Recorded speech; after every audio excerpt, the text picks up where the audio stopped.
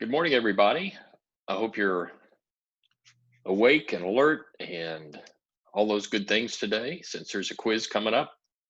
Um, I'll talk about the quiz here in just a little bit. And uh, we have a couple of items to cover on announcements, and then we'll dive right into the material for today, which is Whirlwind. Uh, and I'll describe that here in just a minute, too. Here we go. Homework 5 due next Wednesday. Don't forget homework homework 5, the company publicly traded company analysis, financial analysis. That seems like forever ago that we talked about those things. And so hopefully we're all good to go for that homework. And if you're not, get cracking. Let's see. Homework 6, as Mitch and I are looking at that, doesn't look too good. And once again, here you all are pretty consistent in coming to class. The group I see in front of me now, to the best I can see you, it's a anyway. Familiar names, many. But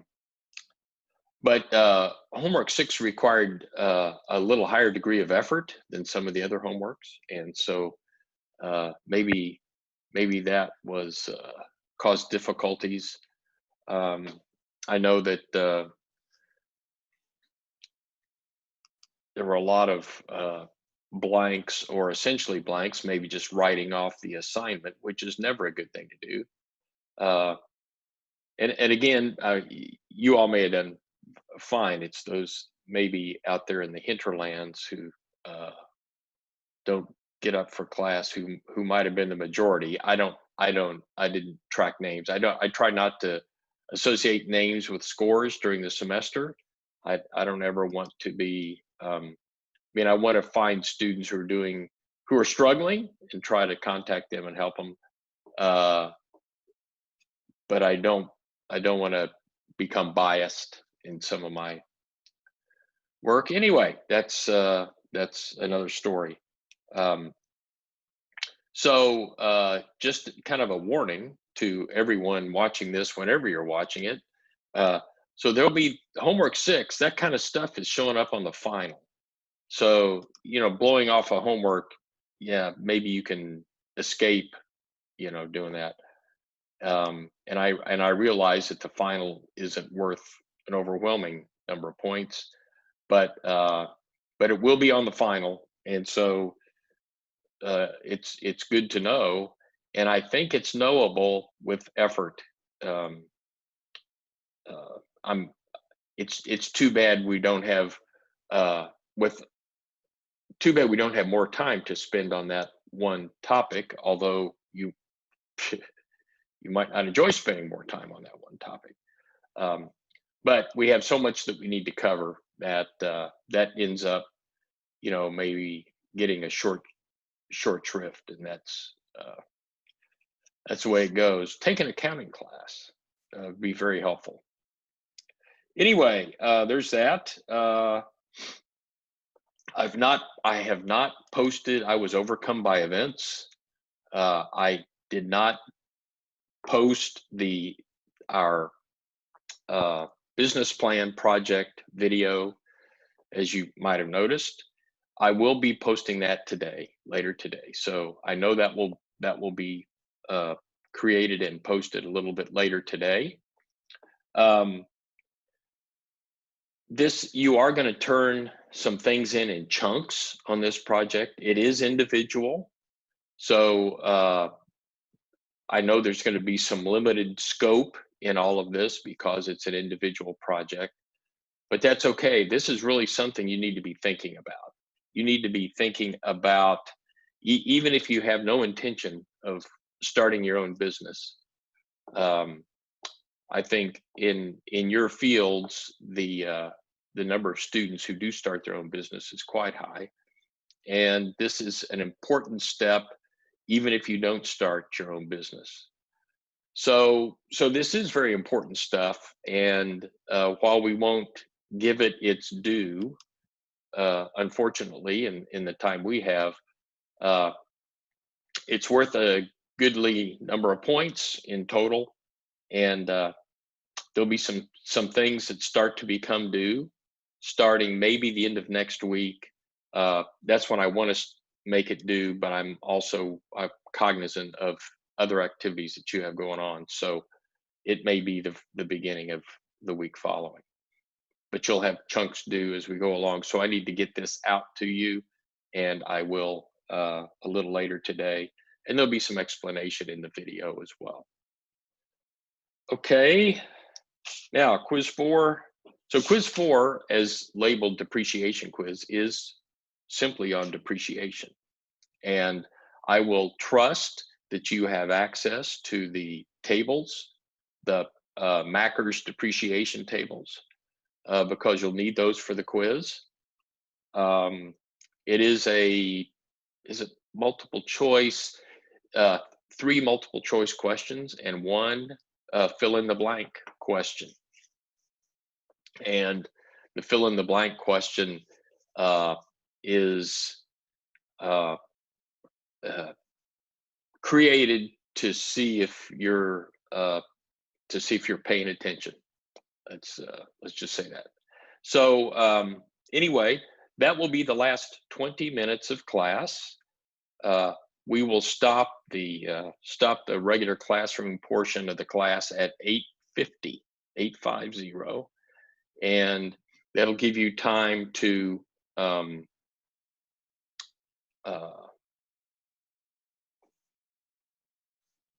take a break, stretch, get ready, and the quiz will allegedly be visible on Canvas at 8:55, and you'll have until 9:15 to finish it. And there's a question: where do you find the tables? The tables are in chapter 5. They're all collected up in chapter 5. That's my edition, chapter 5. But it's in the depreciation chapter of your textbook, and they're all sitting there waiting to be used. And I'm looking.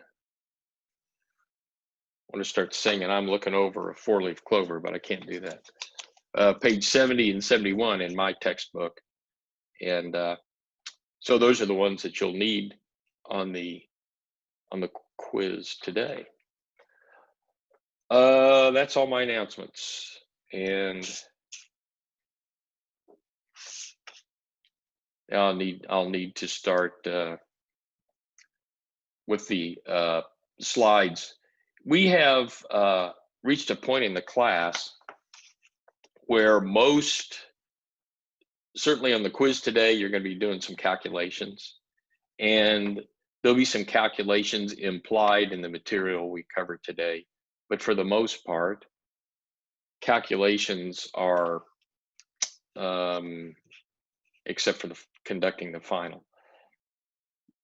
And the rest of your homework is due, you'll do some calculations for homework 6. Homework 5. But except for that, in the class presentations anyway, calculations are over. And that means that the material that we're going to cover, I'm gonna add just a little bit, a very little bit. I'm at this point, and so there's another question. Yes, the quiz will be so much like the homework. It's a lot like the homework. So the presentations are very text oriented and list oriented and item oriented and descriptive, and I add very little. I may have added very little all semester, and that's okay. Uh, but if these things are going to be uh, awful to present and awful for you to receive in general. Now, it's not that the information is bad. The information is good, and the information is very important in running a business. So that lead in is to say, first of all, the slides that I'm going to talk about today are posted on Canvas, so you can find those under today's date. Excuse me for a second.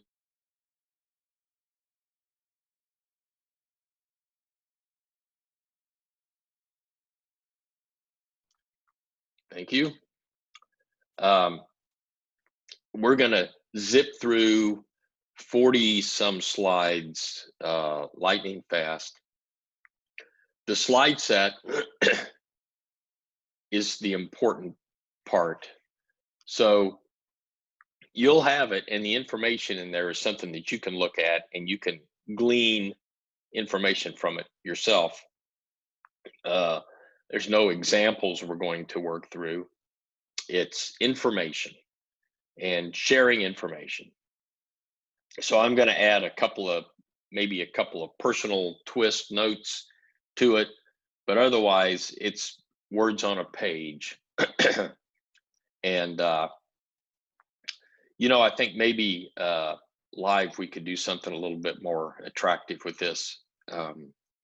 Online, I'm just too ignorant to know how to make it much better. So I'm warning you ahead of time here. I guess we're going to cover 3 major topics today. I hope if we bleed over till next Tuesday, they bleed over till next Tuesday. But the 3 topics we're going to talk about today are well, really 4 topics, although the title of the slide set has only 3. The 3 there is overhead, insurance, and taxes. Now, those are 3 really tough topics, very important in your business, but people generally don't like to talk about them because they're pretty, I just hate to use that B word, but they're pretty boring, just really things you need to know. You need to have them in your head. You need to know about them. You need to recognize them and recognize their importance. But learning about them is something that's hard. And in practice, typically you have 3 individuals who take care of these things for you, right? On the overhead side, you have your accountant. And on the insurance side, you have an insurance agent, insurance company that you work with. And on the taxes side, you have an accountant again. And maybe a lawyer thrown in here in the mix. So there are professionals who handle all the details of these things, but you can't be ignorant of them and run a successful operation.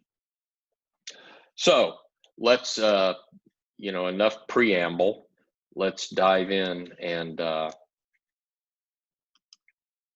look at some of these elements. Also, we're going to talk a little bit about cash flow and cash and profits. So here we are, overhead, insurance, and taxes. And there is, I was going to play this little video. It's an audio of a description of overhead. But essentially, the description here is what it is. It's costs that you cannot charge to specific projects or to specific equipment. So so what does that mean? Well, these are things that these are costs that are general over the entire organization. So we'll get to a list of them here in a minute. List, yes, a list of them here in just a little bit. But we're talking about things like, human resources. So when you for to handle all the benefits and the uh, payroll and hiring and those sorts of issues in larger organizations in that you have a number of employees, right? And you have to handle the paperwork of all we talked about social security taxes, unemployment taxes, and all those sorts of things, and filing the paperwork and all of that. You can't charge that to an individual job, so that all goes into overhead. Typically, managers, if you're in an organization where you're managing a lot of different projects, you can try to allocate time to particular projects. Uh, I worked with an organization at one time who did just that, and even managers had time cards and tracked their time according to the time spent on individual projects. Now you can do that to the extent that you want to dive into that level of detail, and in some government work, perhaps you need to do that. But it could be that all that manager's time is charged to an overhead account, and you need to determine what all that is. Uh, so I think you get the picture. If you can't take something and you know that it was used for or someone worked for, and it can be charged to a particular project account, then it would fall into the overhead category. Overhead is something that it seems like it's really not productive, in that it's not getting the job done. It's not doing the task that your organization uh, is contracted to do. It's making the organization itself work. So that's fine. The organization needs to work, but you want to keep the overhead as low as possible, because overhead can chew you up in expenses. It can it's kind of it can be the tail that wags the dog. So you want to keep your overhead expenses very, very low. Like rent. You want your facilities to be lean. And if you've heard, I'm sure you've heard of the term lean, in lean manufacturing, lean construction, uh, lean organization. Low overhead is, of course, you need to lean out other areas of your organization, but low overhead is lean. Now you're going to notice as I go through here, this is a real hodgepodge, and uh, I want to take a pause on the overhead just for a minute and talk about cash flow versus profit. And there's not a huge difference typically between cash flow and profit, but there are some things, what I'm related to depreciation, that I think are important to know. Remember, you have to pay for all of your employees, your taxes, your utilities, rent, or facilities expenses, right on down the line. You have to pay for those with cash. So you have to have sufficient cash flow to be able to pay for those. You don't want to have to borrow more money every time you need to write your checks for payroll, or when you need to write your checks for the utilities that you consume. So cash flow is critically important. So what you want to do is plan for these, and you want to plan your overhead budget. And yes, there would be there's a portion of your uh, both your income statement with your expenses, and maybe with projects, you may have some overhead specific to projects, which is, we'll leave to your accountants to work that out. But excuse me a second, sorry. But you want to make sure that you properly handle this difference between cash flow and profits in your budgeting and in your forward. You when you run out of cash, it's too late. You need to anticipate and plan the cash flows that you have. Remember, the key thing related to depreciation is not a cash flow. So when you have your cash flow estimates, there are some items that are not cash flows, and depreciation is the biggie typically. That is not actually, it's an expense, but it's not a cash flow. And remember, again, important, that it shows up on the asset side of the balance sheet, but it's a contra account on the asset side. That is, it's a deduction, it's a reduction of your assets on that side.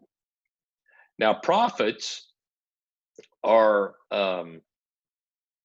well, it would include all of the income, right, coming in, and the expenses, of course, but it only you only want to consider all those transactions that really do affect profit. And once again, depreciation does not affect profit. So last hurrah on depreciation, from me anyway, maybe I'll mention it in taxes, but probably not, is that depreciation. Remember, when you buy an item, let's say you're going to buy a depreciable pickup truck, and it's a honker, right? It's an F-350. I don't know what I'd like to have one. Diesel, Cummins diesel. Let's throw a Cummins diesel in it. And so you've got a $80,000 truck here we're talking about, and you're going to depreciate it. Remember, as you plan your cash flow and your profit statements, remember that the cash flow, if you write a check for this truck for $80,000, remember that that's a cash flow, but it does not affect your profit at all. Nothing. Because remember, the expense of that for that pickup is going to be handled through the depreciation schedule. It will be depreciated over a certain length of time. I don't know, I can't remember if that recovery period is 3 years or 5 years, but remember, that's how that expense will be allocated. It is not so your cash flow takes a real hit with this truck, right? Your profits don't take a hit from the truck, but your cash flow does. And so that reflects a major difference in these two concepts, especially if you're using accrual accounting, or percentage of completion accounting, which is what you'll be using, instead of strict cash flow accounting, because you're still going to have to depreciate it no matter what type of accounting that you might be using. Okay, so difference there. I spent too much time on this slide. My apologies. So these next few slides, I'm not going to comment on except by exception. Ooh, there's a nice looking pickup. I don't know that I could get in that. But these are lists of costs that you have to start thinking about when you run a business. And these are just some. We've talked about expenses before and different types of expenses. But notice that on this list, I want to point out, all this list, these are things that are likely going to be overhead type expenses.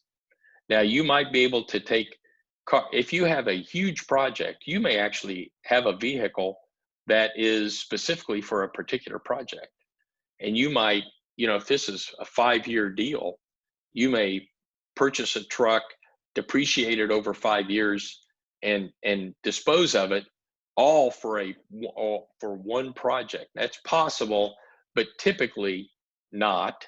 And so typically that's going to show up as overhead type expenses. Now, what about employee wages, benefits, all that sort of things, all those sorts of things? You may be able to allocate those specifically for a particular project. And that's wonderful. If you can allocate those to a project, you can do that. You also have employees that are not allocable to a particular project, in which case all of those would be overhead type expenses. Insurance and interest expenses are, once again, as with almost all of these expenses, if you can slice it thin enough and you want to track time spent on individual projects, you can perhaps do some of that. Generally, that effort isn't made, and they are insurance and interest, for example, are lumped into an overhead category. This is all overhead, right? Janitorial and cleaning, legal and, attorneys and insurance folk that you pay. All of these others are expenses that would be overhead type expenses. Here we go again, same thing, right? Expenses. So next time like when you travel, where are we traveling here? We've got Rio and Pisa and London and Paris, and it's like maybe Monument Valley or something, New York City. All those travels, right, would be, some travel might be allocable to a project. That's fine. Others is going to be a general overhead type expense. It's a lot of, once you start thinking about all the things that go into running a business and the different costs that you're going to incur, it always gives one pause as to whether or not you want to get into this sort of thing. So you have to estimate what your overhead's going to be. You all will get pretty good. Many of you will be very good at project cost estimation, and you can make a career out of cost estimation, and that's great. Good cost estimators are hard to find, and they're worth their weight in gold. Estimating overhead is a different type of animal, and typically, you need some history. You do need history to establish what your overhead rate is, and we brushed on this briefly a couple of weeks ago. But remember that you have all of your expenses, and all those that can go into overhead. You can determine what percent of costs those fall in, those cost elements represent. So that percentage of your total cost would be your overhead rate, and you would want to charge it. You want to charge that rate to burden, if you will, your cost estimates for projects, because that a lot of what goes on in a project is managed back at the home office, right? Central casting. And so you need to allocate those costs across to the projects, but as a percentage in terms of overhead. So if your overhead rate, let's say for the sake of argument, is 50%. So that is that you're going to add 50% to your cost estimate. So your cost estimate for this job might be $100,000, and that's just for the job, and then you apply overhead to that. So you take it times 1.5, and you would then bid $150,000 for that job to include your overhead. You do need, and looking to the future, right? You need to adjust it for inflation. You need to adjust your overhead amounts for inflation. And thankfully, I was going to show you a chart, but I won't. Uh, thankfully, inflation lately has been low, less than 2%. Only time will tell what that might, how that might change with all the spending that the government's been up to lately. I would anticipate that inflation rate to rise over the next 5 or 10 years to something more substantial, but we'll see. I'm not an expert on inflation. And you're always kind of adjusting your overhead business, if you will. And which kind of brings us to costs in terms of a big picture step back cost. And remember, the costs that you have are going to be fixed costs and variable costs, and then there'll be some that are a mix of the two. And as your work increases in measured by output, however you might define output, maybe it's number of jobs, maybe it's dollars or total dollars, whatever that might be. As your work increases, remember your fixed costs, which would be things like, let's say, rent. And rent would be as long as you're within a certain range, you don't have to start renting more space. Your rent is going to be constant no matter how much your work increases. That would be a fixed cost. So if you're in a particular space for your business, and the rent is fixed, your utilities are likely fixed, and your payroll for a certain, overhead payroll in particular, office expenses may be fixed to a particular extent, may be slightly variable. That would be a mixed cost based on the number of jobs you have, perhaps. But generally, those things might be fixed. Now, variable costs would be, now we're going to run into costs that are related to projects. And the more we do, the more the costs rise. I think that's makes sense. So remember that you have fixed and variable costs. You want to keep your fixed costs low as you can. And the variable costs are going to, certainly you want to, if you look at this curve and you look at your variable cost, you would be a lot happier if that line or curve were flatter. That is, that your variable costs increase at a lower rate than a higher rate. That would be a good thing. You need to manage to that as well. But you really want to keep your fixed costs low because that's kind of the jumping off point for your total costs, which obviously are the sum of the two. So now it's also important that certainly your costs go up as your revenues go up, right? That's clear, but it's the costs really are, I would say, discontinuous because there are step function increases in costs as you reach different levels of business. For example, you outgrow your space. So your rent was fixed at a certain point, and you got so much business that space won't hold you anymore. So you either need to A, rent an additional space, or B, move out totally into a larger space. And in either case, your rent is going to take a step function increase. So that's what happens here.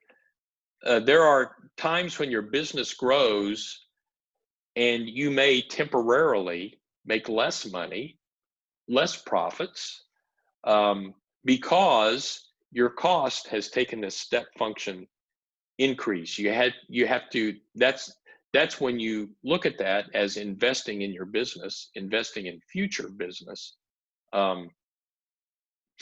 so that you're willing to take that temporary hit. And for most organizations, there's this nice sweet spot, a sweet spot that's represented by a range of business, range of work, and you don't. It's for a founder of an organization, it's a tough call to determine where you stop growing, and many organizations don't think about stopping. Don't they just want to grow and grow and grow, and that's fine if you're ready to handle that, because there are an awful lot of issues which we will not go into that um, cause that to be very difficult decision or process when you grow too fast. You grow beyond your means, and the more you grow, the more mouths you have to feed, and it really weighs on management. Okay, switching gears. Once again, hodgepodge, potpourri, whatever the right term is. We're going to talk about a little bit about insurance. We've mentioned insurance before. We talked about unemployment. Unemployment taxes for workers. We got for unemployment insurance. We've got workers' comp insurance. We talked about liability insurance. Very quick, quiz and name only type of. Here we go. Insurance does not eliminate the risks involved in construction contracting. True or false? Negligence on the part of the contractor will invalidate an insurance contract. True or false? And a good safety record will lower the manual rate for a construction company. True or false? So what do you think about those? Well, if you're looking ahead, you know that the first one is true. Insurance does not eliminate risk. It just addresses problems when bad things happen. So the risk is still there. You would like to be able to manage that risk. We'll talk about managing that risk. But the risk doesn't go away when you have insurance. Negligence on the part of the contractor will invalidate the insurance contract. That's false. I think a lot of people would, want to jump on true on that one, but it's indeed false. Negligence is not not a good thing, but it won't invalidate the insurance contract. Now we'll talk about what does a little bit later here. And so just keep in mind that negligence isn't a reason to invalidate any sort of insurance, and certainly a good safety record is going to lower the rates. So you as you demonstrate good safety on the job, and certainly the construction industry is rife with opportunities to be unsafe. But the safer you demonstrate you've been, your rates are going to be associatively lower. So you have to manage all this risk. Insurance isn't the way you manage the actual risk. It's the way you manage the financial risk. So there's multiple kinds of risk, obviously, and you care about the physical risk, the risk to life and limb, employees, property, all those sorts of physical risks that you face. And then you have the financial risk to your organization. And the financial risk can be managed, typically managed quite effectively through insurance. You don't want to be self-insured particularly in construction. You do not want to be self-insured because the financial risk can be very high. But you all get plenty of this, and I'm not going to add a whole lot of value for sure in talking about risk mitigation or risk management on the job site. It's not my job, nor is it anything that I'm particularly informed about. So you do want to manage your risk. You want to identify what are all the possible risks out there. How much am I exposed to those? What's the likelihood that that's actually those risks are real risks in the kind of work that I do? Okay, how are we going to protect against those? And typically they're physical protections, right? Um, that's why people wear hearing protection or hard hats or um, eye protection, or strap on, steel worker, high rise, strap on so you don't fall off. All these sorts of mitigation schemes. Now, once you do that, you need to formally have a program to prevent injuries and reduce risk, and see how you're doing. You have to track these, and the government helps you do this, and the insurance company can be your friend.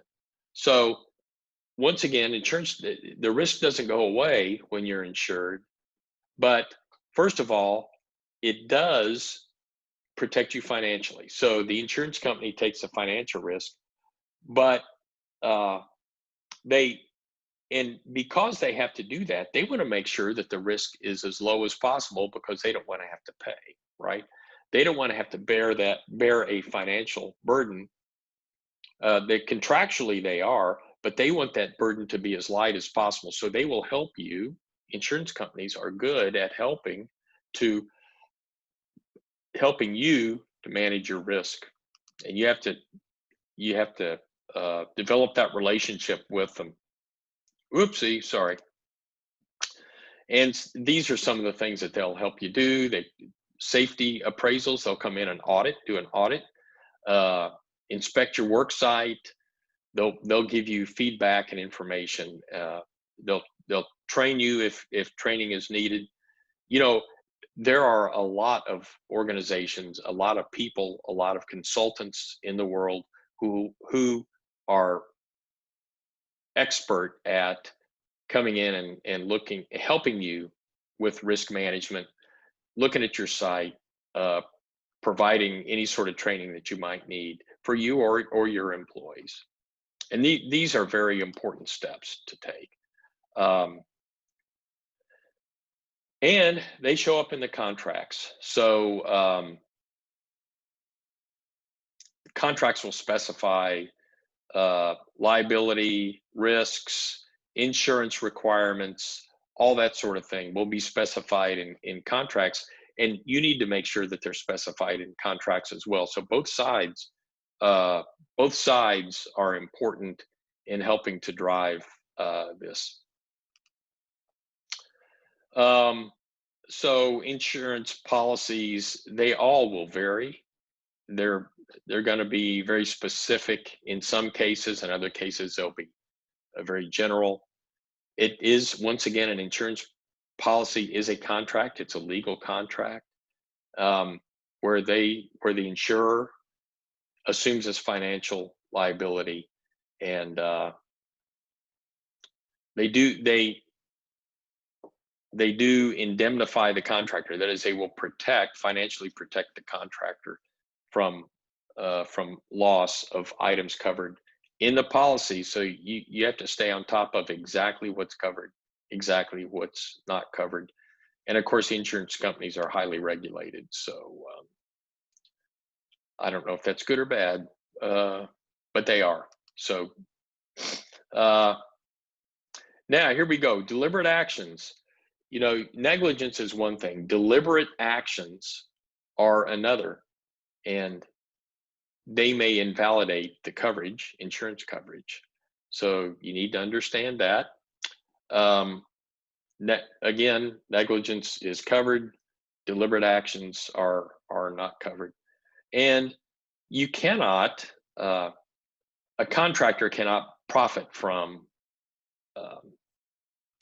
incidences. So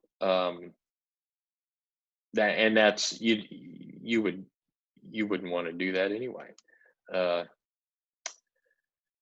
okay, so again, yes, the standard premiums can be affected by uh, your past, your history, the you know, how many lost days or how many days since a lost time accident, things like that are important to track. Uh, so contractors have to have workers' comp, they have to have a liability, general liability, and employer liability types of insurance. So I talked about liability insurance. It's kind of the umbrella. Oh, it is an umbrella. Nice little picture. It's the umbrella that covers, you know, people coming on your job site, incidental property damage, unexpected, all sorts of items that fall under that. That again, contractual and legal documents that tell you exactly what's going to be covered and what is not. Um, so contracts typically require that uh, there be property insurance to protect the property, and then the owner wants to be protected as well with additional liability insurance. So all of these are going to appear in the contract, and you need to be ready for that. Another reason to have, you know, you got to have your team assembled, and your team is going to be insurance and accounting and legal, and you need to have these people available to make sure you don't stumble. Uh, these are areas that may not relate to the stuff that you really want to do why you formed your company in the first place, but you got to have them. They're critical to the survival and the protection of your organization. Um, so there are a few more slides here that I'm gonna let you peruse after we've finished with class today and after your quiz. But different types of insurance that you'll need, right? As an organization beyond what we've talked about here, automobile insurance. You're going to need uh, some insurance on facilities. Even if you're renting, you need renters for the contents. You'll need insurance for those. Subcontractors. Uh, the prime has what's called a contingent liability for the subcontractors' actions, and that's, you know, one throat to grab, one guy responsible, and so once again, there's several categories of these liability insurance that you need to do. So you need to do your due diligence, and you need to analyze what sort and how much insurance to purchase. Can you manage risk without adding additional insurance, or there's some things that you could do to do that? The construction insurance, I've talked about all of these at one time or another. This a list of the insurance that you'll need to be considering for your construction business. And there's another little sub quiz there. What's the least risk for property damage? Well, you know, engineering construction is an obvious answer there. Building construction, there's a lot of risk for property damage. And so here's a little summary for builder's risk insurance. So, and what your premiums might depend on. Glance through those, and finally, builder's risk insurance. We're running out of time, obviously, because I'm hustling. I'm going to mention this briefly on Tuesday, and then on Tuesday again, we're going to finish this off with a brief, maybe 10 or 15-minute discussion on taxes, everybody's favorite topic. At least it's not we're not talking about this in April. You need to be very cognizant of taxes. Taxes are a huge hit to your profits, and we'll talk about those hits on Tuesday. Okay, I told you it was a slog, and it's definitely a slog through uh, through that. So we have the quiz coming up. The quiz will open up and be available at 8:55. So I'm going to be listening in, but I think everything should go well. Scream if you know, the bandwidth may cause things to delay a few seconds. You understand all that better than I do. So I think it's pretty straightforward. 4 questions. The very last question is a fill in the blank, not a fill in the blank. It's an answer. Give me an answer. And here's a hint. There's absolutely, you have to give me a number, and there's absolutely no allowance for being a little bit off. It's an exact number. You should know the exact number without working the problem. So I don't know if that's a good hint or not. So when it comes up, the instructions, you'll have 20 minutes. You can use any resource available except a human being. Enter only numbers for your answers. Don't put any commas. Round to the nearest dollar. On all your answers, round to the nearest dollar. And for the multiple choice, obviously, you're not gonna have to worry about that anyway. So in that, I'm talking about the one answer where you can put a number in there, your own number. Don't put a dollar sign, don't put decimals, don't put commas, don't put any, just put the number. Just put that one number. Okay, so that's all I have to say. I don't even know where I am on my screen here. There we go. So I would take a few minutes to stretch. I wish you will you be able to post your tentative grades soon? I'm working on those. I wanted to get as much homework scores into the system before I provided that. And so yes, soon. I don't know exactly what soon means. Maybe by tomorrow afternoon, I'll be able to put something up. But rest assured, I'm working on I'm working on that. Okay, so good luck with the quiz. I hope that you all have a wonderful weekend, and I'll shut up now and await the quiz. Should appear in about 3 minutes.